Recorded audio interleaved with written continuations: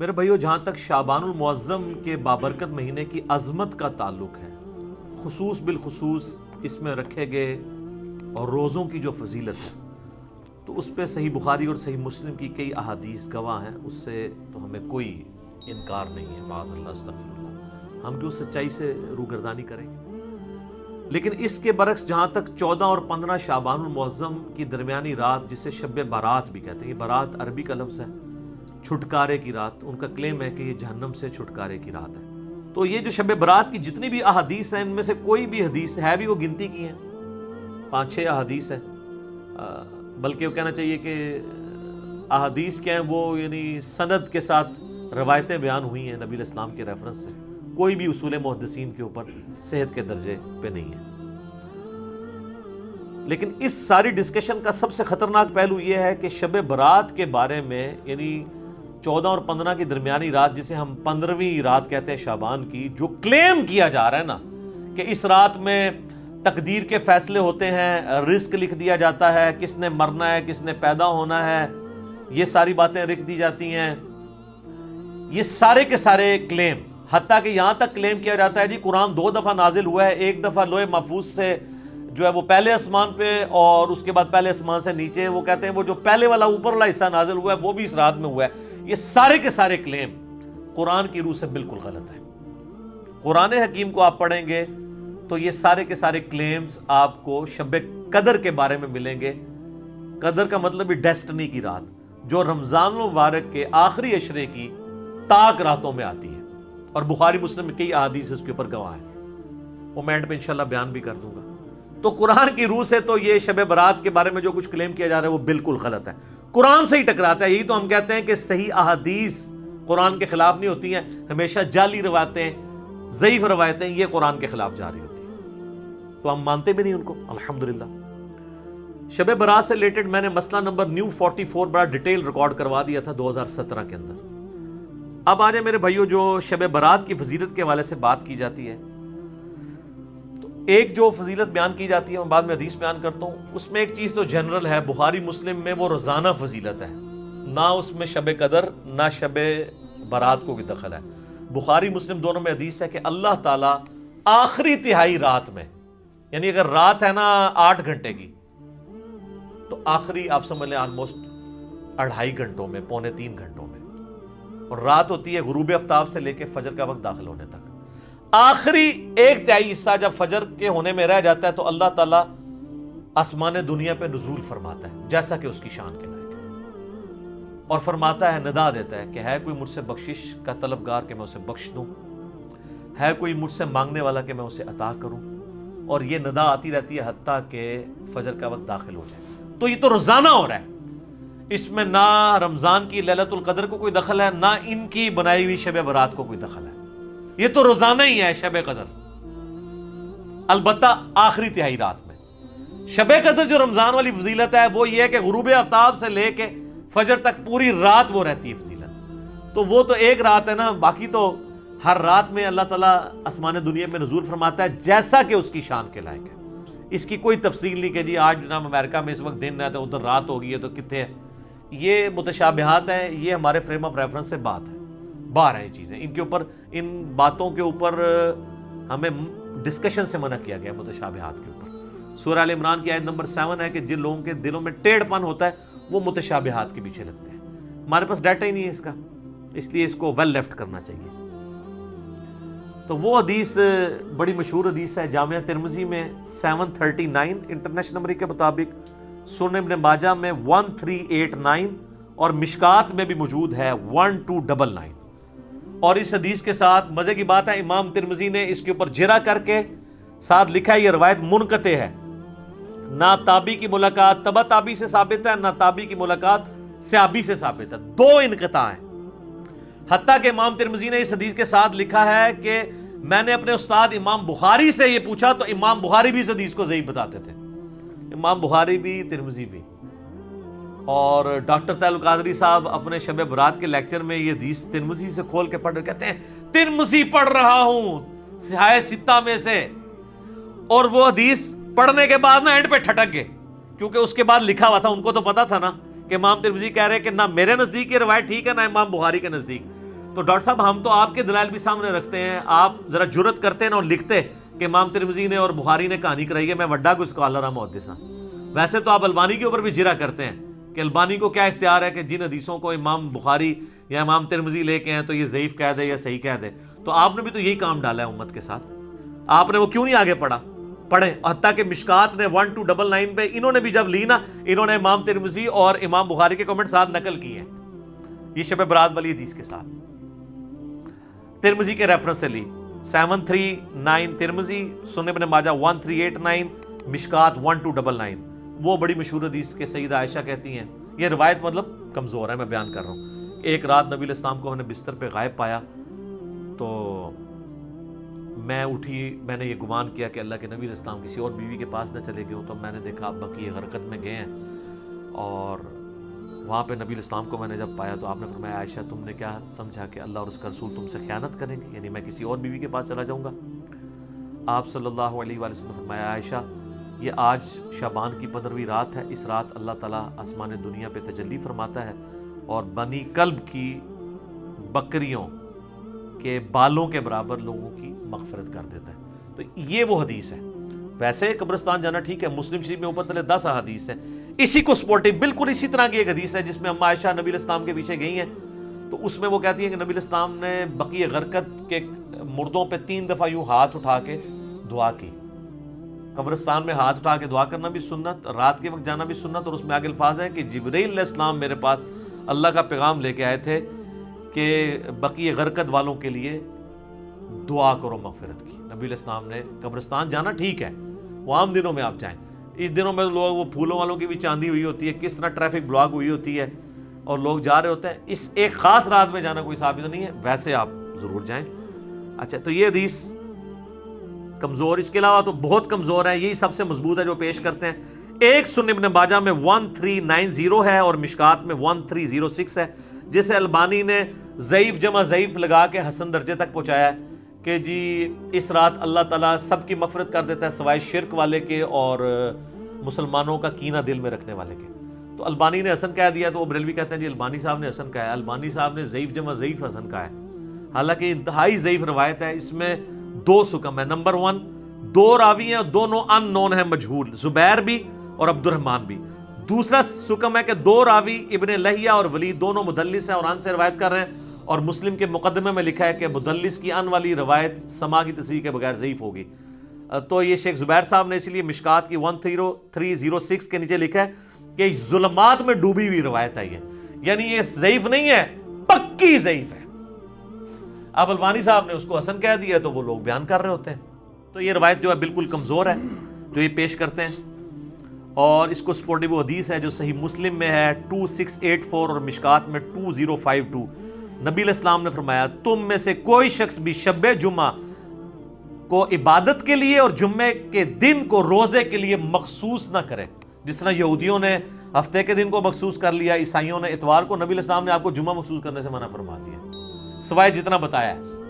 شب جمعہ کو بھی مخصوص نہ کرو, نہ جمعے کے دن کو روزے کے لیے, الا یہ آگے الفاظ ہیں کہ کوئی شخص پہلے سے رکھ رہا ہو روزہ, یعنی جمعرات کے ساتھ جمعے کا روزہ رکھ سکتے ہیں یا جمعے کے ساتھ ہفتے کا, چھڑا جمعہ دا نہیں. تو جو لوگ کہتے ہیں یار بیچارے شب برات میں عبادت بھی کر رہے ہیں, خیر ہے انہوں نے اگر ایک عبادت کے لیے مخصوص کیا ہے, کوئی ناچ گانا تو نہیں کر رہے, تو نبی علیہ السلام نے تو جمعے کے دن کو عبادت کے لیے مخصوص کرنے سے منع کر دیا ہے, روزے کے اعتبار سے اور شب جمعہ کو, جس کی فضیلت تھی. تمام جمعے کا دن صحیح مسلم میں آتا ہے کہ یہ تمام دنوں کا سردار ہے, اس دن آدم علیہ السلام پیدا ہوئے اور اس دن قیامت بھی قائم ہوگی. اور ابو داؤد ترمذی میں حدیث ہے کہ جمعے کے دن مجھ پہ کثرت سے درود پڑھو, تمہارا درود مجھ پہ پیش کیا جائے گا. یہ یوم مشہود ہے. صحابہ نے کہا جب آپ علیہ السلام فوت ہو جائیں گے اور آپ کی ہڈیاں مٹی میں مل جائیں گی, اللہ اکبر کبیرہ, 295 سیل آدھے نہیں تھوڑے مولویوں نے, حضور نے کوئی گستاخی نہیں فرمایا. اللہ تعالیٰ نے حرام کیا ہے مٹی کے لیے کہ وہ نبیوں کے جسموں کو کھائے. ان اللہ حرم علی الارض ان تاکل اجساد الانبیاء. تو نبی جو ہیں ان کے جسم سلامت ہے. اس سے مسئلہ بھی تو کلیئر ہو گیا نا. تو جمعے کا دن اتنا بابرکت دن ہے درود شریف کے حوالے سے, ہر اعتبار سے, اسے بھی کہا گیا مخصوص اس حوالے سے نہیں کرنا, نہ شب جمعہ کو. پھر جو میں نے شروع میں بات کی تھی کہ قرآن حکیم کا مقدمہ تو اس کو سپورٹ ہی نہیں کرتا. یہ شب برات کی فضیلت میں قرآن کی جو آیت لے کے آتے ہیں نا، وہ سورہ الدخان سورت نمبر 44، اسی میں نے مسئلہ 44 رکھا تھا، اس کی شروع کی 6 آیات۔ اعوذ باللہ من الشیطان الرجیم، حامیم والکتاب المبین انا انزلناہ فی لیلۃ مبارکۃ انا کنا منذرین فیہا یفرق کل امر حکیم۔ حامیم، اور اس کتاب مقدس کی قسم، ہم نے بے شک اس قرآن کو ایک بابرکت رات میں اتارا ہے، اور جس رات میں اللہ کی قدرت کے کام اللہ تعالیٰ یعنی فرشتوں کو اسائنمنٹس بانٹ دیتا ہے، اور اپنے رب کی طرف سے یہ چیزیں نازل ہوتی ہیں، ہم بھی فرشتوں کو بھیجنے والے ہوتے ہیں۔ یہ کہتے ہیں جی یہ وہ رات ہے جو شب برات ہے۔ ہم کہتے ہیں یار قرآن خود بتا رہا ہے کہ وہ رات جس میں اللہ تعالیٰ نے قرآن نازل کیا وہ رات کون سی ہے؟ قرآن میں تو 2 راتیں تو نہیں آئی ہیں۔ وہ کہتے ہیں 2 راتیں ہیں، ایک میں نا لوح محفوظ سے پہلے سمان پہ آئی ہے، دوسرے سے نیچے آئی ہے۔ تو قرآن تو ایک رات کو ہی جانتا ہے، دوسری رات کو تو جانتا ہی نہیں قرآن۔ جس طرح اللہ تعالیٰ سورہ یونس میں کہتا ہے کہ اللہ کے علم میں تو کوئی اور الہ نہیں ہے سوائے میرے، مراد یہ کہ ہے ہی کوئی نہیں ہے، یہ نہیں ہے کہ اللہ کے علم میں نہیں کوئی ہے، اللہ کہتا ہے۔ تو میں کہتا ہوں قرآن تو نہیں جانتا، قرآن تو آپ کو یہ کہتا ہے کہ وہ رات کس مہینے میں ہے یہ بھی بتاتا ہے۔ سورۃ البقرہ آیت نمبر 185، شہر رمضان الذی انزل فیہ القرآن انزل فیہ القرآن ھدی للناس وبینات من الہدی والفرقان۔ رمضان کا مہینہ وہ ہے جس میں قرآن نازل ہوا، جو سراپا ہدایت ہے، جس میں ہدایت کے روشن دلائل ہیں، اور یہ حق اور باطل میں تمیز کرنے والی کتاب ہے۔ بلکہ صحیح بخاری میں تو آیا محمد فرق بین الناس، محمد صلی اللہ علیہ وآلہ وسلم بھی لوگوں میں حق اور باطل میں فرق کرنے والی شخصیت ہے۔ تو یہ آ گیا، اور اسی پہ اللہ نے نہیں چھوڑا صرف رمضان میں، بلکہ یہ بھی بتا دیا کہ سورۃ القدر سورت نمبر 97 پوری کی پوری نازل کر کے یہ بھی بتا دیا کہ رمضان کا وہ دن نہیں تھا بلکہ رمضان کی رات تھی جس میں اللہ تعالیٰ نے اس قرآن کو نازل فرمایا۔ اور یہ جناب شب قدر لیلۃ القدر کی فضیلت ہے کہ اس کی فضیلت میں پوری سورت نازل ہوئی ہے، 97 نمبر سورت قرآن پاک کی۔ اعوذ باللہ من الشیطان الرجیم، بسم اللہ الرحمن الرحیم۔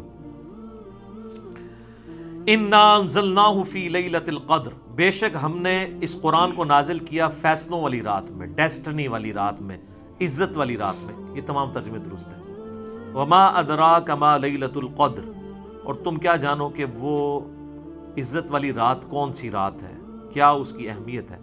لیلۃ القدر خیر من الف شہر، یہ ایسی رات ہے جو 1000 مہینوں پر بھاری ہے، 80 سال سے زیادہ کا ثواب ملتا ہے اس ایک رات میں عبادت کرنے کا۔ تو 80 سال تو عمر ہی بڑے لوگوں کی کم ہوتی ہے، کم لوگوں کی۔ تنزل الملائکۃ والروح فیہا بإذن ربہم، اس رات میں فرشتے نازل ہوتے ہیں اور روح قدس جبرائیل علیہ السلام بھی اپنے رب کے اذن سے، من کل امر، ہر طرح کا کام لے کے۔ وہی جو آیا تھا فیہا یفرق کل امر حکیم، جو یہ کہتے ہیں جناب آج پتے کٹ جانے نے، وہ سارے پتے کٹتے تھے شب قدر وچ، شب برات وچ نہیں۔ سلام، یہ رات سراپا سلامتی ہے۔ ہی حتی مطلع الفجر، اور یہ سلامتی کا سلسلہ فجر کے وقت داخل ہونے تک جاری رہتا ہے۔ تو اس کی خصوصیت ہے کہ مغرب سے لے کے فجر تک رہتا ہے۔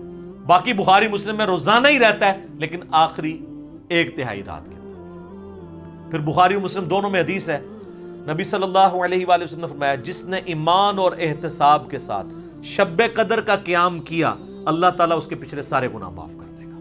جناب کتنی بڑی فضیلت ہے، اور اس کا بھی شارٹ کٹ آپ کو بتا دیتے ہیں۔ صحیح مسلم میں حدیث ہے، سیدنا عثمان غنی رضی اللہ تعالیٰ عنہ علیہ السلام کہتے ہیں کہ میں نے خود نبی علیہ السلام سے سنا تھا، جس نے عشاء کی نماز جماعت سے ادا کی بشرطے کہ اس کی رکعت فوت نہ ہو، وہ جماعت شمار ہوگی، 4 رکعتیں، گویا اس نے آدھی رات کا قیام کیا۔ اور جس نے پھر فجر بھی جماعت سے پڑھ لی، کوئی رکعت فوت نہ ہو، تو پوری رات کا قیام۔ تو جو شخص رمضان کے اندر عشاء اور فجر کی نماز رکعت فوت ہوئے بغیر جماعت سے پڑھ لے، اسے روزانہ تاک کیا جفت بھی آپ سارے بناتے جائیں، آپ اہتمام کریں، تو آپ کو پوری رات کے قیام کا ثواب ملے گا۔ جس طرح میں نے بتایا مسلم شریف میں حدیث ہے کہ اشراق تک بیٹھنے سے زیادہ ثواب ہے۔ سبحان اللہ وبحمدہ عدد خلقہ ورضا نفسہ وزنۃ عرشہ ومداد کلماتہ۔ اور مسلم شریف میں حدیث ہے شوال کے 6 روزوں کا ثواب گویا پورے سال کے روزوں کا ثواب ہے، رمضان کے بعد رکھ لیجئے۔ شارٹ کٹس بھی اللہ تعالیٰ نے ہمیں دیے ہیں آسانی کے لیے، تاکہ جو سست الوجود لوگ ہیں وہ اس سے فائدہ اٹھا سکیں۔ اور بخاری مسلم دونوں میں حدیث ہے، نبی علیہ السلام نے فرمایا کہ بڑی لمبی حدیث ہے، آپ نے پہلے 10 دن اعتکاف کیا، پھر آپ نے حجرے سے سر مبارک باہر نکالا، فرمایا اس عشرے میں وہ رات نہیں ہے، پھر اگلے 10 دن فرمایا اس میں بھی نہیں ہے، بیچ میں روزے کے بعد نکلے، پھر آخری 10 دن میں آپ کو رات ملی تو آپ نے فرمایا کہ تم رمضان مبارک کے آخری عشرے میں سے اس کی طاق راتوں میں تلاش کرو، یعنی 21ویں 23ویں 25ویں 27ویں اور 29ویں جو آخری عشرے کی طاق راتیں بنتی ہیں۔ بہتر ہے جفت بھی کر لیں، کیونکہ چاند کے بھی جھگڑے یہاں پہ رہتے ہیں، بہتر ہے پورا رمضان ہی کریں اور اس شب قدر کی فضیلت کو، لیلۃ القدر کی فضیلت کو حاصل کریں۔ یہ جتنی باتیں آپ کو بتا رہے ہوتے ہیں جس رات کے بارے میں، وہ رمضان کے آخری عشرے میں آنی ہے۔ یہ شب برات والی روایتیں بالکل کمزور ہیں۔ ایک جو شعب الایمان امام بیہقی کی کتاب میں ایک تابعی سے صحیح سند سے ثابت ہے، مکحول تابعی، وہ یہ کہتے ہیں کہ اس رات اللہ تعالیٰ آسمان دنیا پہ نزول فرماتا ہے، یعنی شعبان کی 15ویں رات، اور جو لوگوں سے بغض نہیں رکھتے اور شرک نہیں کرتے ان کے سوا، یعنی ان لوگوں کو اللہ تعالیٰ بخش دیتا ہے، ان کے سوا باقی لوگوں کی بخشش نہیں ہوتی۔ لیکن یہ تابعی کا قول ہے، اور امام مسلم نے مقدمے میں لکھا ہے کہ تابعی اگر صحابی کا نام لیے بغیر، سند بیان کیے بغیر روایت بیان کرے گا تو وہ روایت مردود ہوگی، کیونکہ سند پوری نہیں، کیونکہ اکثر روایتیں تو تابعین کے ذریعے امت کے اندر آئی ہیں نا، جو غلط روایتیں ہیں، ہوتا شیطان ان کو بتا گیا ہو۔ جی عبداللہ ابن مسعود، صحیح مسلم کے مقدمے میں آتا ہے، عبداللہ ابن مسعود کہتے ہیں بعض اوقات شیطان کسی مجمع میں اتر کے حدیث بیان کر کے چلا جاتا ہے اور تمہیں پتہ نہیں ہوتا یہ بندہ کون ہے، تو جب تک پوری تحقیق نہ ہو حدیث آگے بیان نہیں ہوگی۔ جب تک کوئی تابعی یہ نہیں بتاتا کہ نبی علیہ السلام تک اس کا واسطہ کیا ہے تو اس کی روایت مردود ہے، نہیں ایکسیپٹ کی جائے گی۔ اور تابعین کے دور میں یہ سارا مسئلہ کھڑا ہوا ہے۔ صحیح مسلم کا مقدمہ پڑھیں، ابن عباس کہتے ہیں ایک زمانہ تھا لوگ آ کے ہمیں کہتے تھے قال رسول اللہ صلی اللہ علیہ وسلم، تو ہم اس کی بات بڑی توجہ سے سنتے تھے، لیکن جب سے لوگوں نے حدیثیں گھڑنی شروع کی ہیں ابن عباس کے زمانے میں، اب ہم صرف اسی حدیث کو غور سے سنتے ہیں جو ہمیں پہلے پتا ہو، ادروائز ہم حدیث نہیں سنتے، کیونکہ لوگوں نے حدیثیں گھڑنا شروع کر دی ہیں۔ تو امام مسلم نے یہ مقدمہ 92 روایات لکھی ہیں کہ میں یہ مسلم شریف کیوں لکھ رہا ہوں، لوگوں نے کہانیاں بنانی شروع کر دی ہیں، اتنی بڑی کہانی کہ تابعین کی موجودگی میں ایک شخص آگے کہتا ہے کہ ابن مسعود جب جنگ صفین کے موقع پہ ہمیں ملنے آئے تو انہوں نے ہم سے ایک حدیث بیان کی، تو وہ کہتا ہے، دوسرے تابعین کہتے ہیں کہ یہ ابن مسعود رضی اللہ تعالیٰ عنہ قبر سے باہر نکل آئے تھے اور حدیث بیان کر کے تمہیں چلے گئے، وہ تو 33 ہجری کے اندر فوت ہو چکے تھے اور جنگ صفین ہوئی ہے 37 ہجری کے اندر، تو ابن مسعود قبر سے آگے کیسے بیان کر کے چلے گئے؟ اب ان کو کوئی بتایا کہ جناب سر تو آڑے بعد جو کام پہ آ جائے نا، وہ کہتے ہیں جناب امام جعفر صادق علیہ السلام نے نعوذ باللہ قبر سے نکل کے 40 سال کے بعد بایزید کو بیعت کیا، بایزید نے 90 سال بعد نکل کے ابو الحسن خرقانی کو بیعت کیتا، اور ویسی سلسلہ چلتا ہے، سب کہانیاں جھوٹ، سب فراڈ چل رہا ہے۔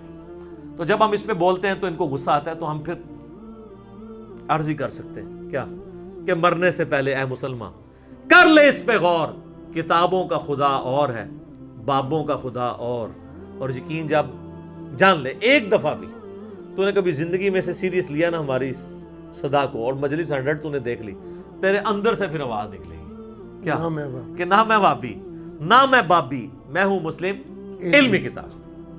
ٹھیک ہو گیا جی؟